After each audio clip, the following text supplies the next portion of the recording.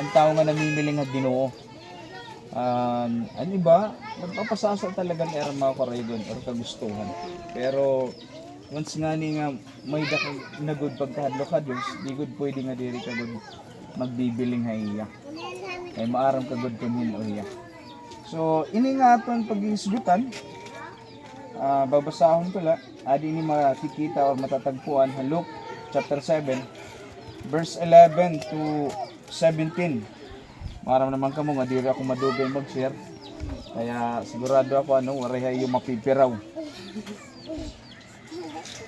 Balitaw. Babasahon ko din nasa rin din verse 11. Pagkatapos nito, nagpunta naman si Jesus sa isang bayang tinatawag na Nain. Sumama sa kanya ang mga alagad at ang napakaraming tao. Nang malapit na siya sa pintuan ng bayan, may isang lalaking namatay na dala ng mga tao patungo sa libingan. Ito ay kaisa-isang anak na lalaki ng isang biyuda. Napakaraming tao mula sa bayan ang sumama upang makipaglibing. Verse 13, nahabag ang Panginoon nang kanyang makita ang ina ng namatay, kaya't sinabi niya rito, huwag kang umiyak. Verse 14, nilapitan niya at hinipo ang kabaong at tumigil ang mga may pasa nito. Sinabi niya, binata, sinasabi ko sa iyo, bumangon ka. Verse 15, bumangon ang patay at nagsalita at siya'y ibinigay ni Jesus sa kanyang ina. Verse 16, natakot ang lahat at sila'y nagpuri sa Diyos. Sabi nila, dumating sa atin ang isang dakilang propeta, ginalaw ng Diyos ang kanyang bayan. Verse 17, at kumalat sa buong Judea at sa palibot ng lupain ang balitang ito tungkol sa ginawa ni Jesus. Okay, so bago kita araman natin mga ampulong nga pag-aadman niya na magpreani kita. Let's pray atin igpiyong natin mata at igdukon natin ulo. Ginoo mako sa pana daop kami nga imo nagpapaubos kami.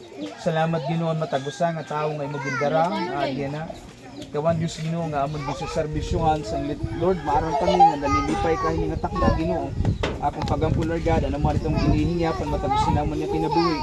Ikawan Diyos Lord God nga padayon Ginoo nga magpandayan maamon mga kalugaringon naranamon tags-tags ng kasing-kasing Ginoo. Nahimo Lord God, makaada kami Ginoong kapahoyan, makaada kami katagbawan Ginoo. Ito na amon mga kinabuhi Lord God. Sayod ka Ginoo, wala kami may tatagway mo. Sanglit Lord, amon din papangaro Ginoo. Haamon matagusan na kinabuhi. An imo pang Dios ang matagusan namon Lord God ng kinabuhi na nakulat mo. Salamat Lord God, bisan pamanan mga pulong, among pag-iisgutan. Ikaw liwat ang Diyos Ginoo, maghatag ng tinadman, kabaguhan, matagusan namon yung kinabuhi Ginoo. Ay mo naman ginahatag ang tanang ipagdayo sa dungog pinagingara ni Jesus. Amen. Okay, so anatong gimbasa, nagbasa kitahin patungkol yan usang babae gihapon nga namatayan. Nasa rin ang baray na kasuratan nga may daw sang babae liwat nga nawadan niya ang kausa-usa niya nga anak. So balo na niya, waray pa niya anak. So kung imo kitawan na naton gimbasa, diri masayon mawadan ginihigugma kinabuhi. Tama? Waray tawo nga maglilipay kung namatayan ka or waray tawo nga diri masusubo kung nawadan kang ginihigugma kinabuhi. So hininga pulop aton tatalakayon or aton pag-aadman. Aton pa kun. Ano ha? Tuyong pa kun atin. Gamot ni Jaro.